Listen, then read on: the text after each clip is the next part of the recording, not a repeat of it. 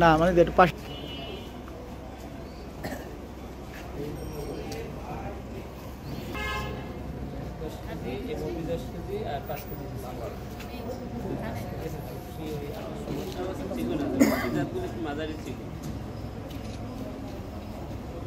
অর্থ বছরে আমাদের খরিফ এক মৌসুমে কুপসি আউশ ধানের বীজ ও সার এখানে বিতরণ করা হচ্ছে। এখানে মূল লক্ষ্য হলো কুপসি আউশ ধানের আবাদ উৎপাদন বৃদ্ধি।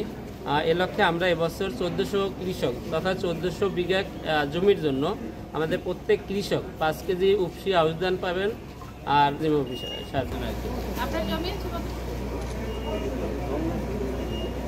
সে এই পাচ্ছে 1 বিঘা। ওকে ওকে ওকে ওকে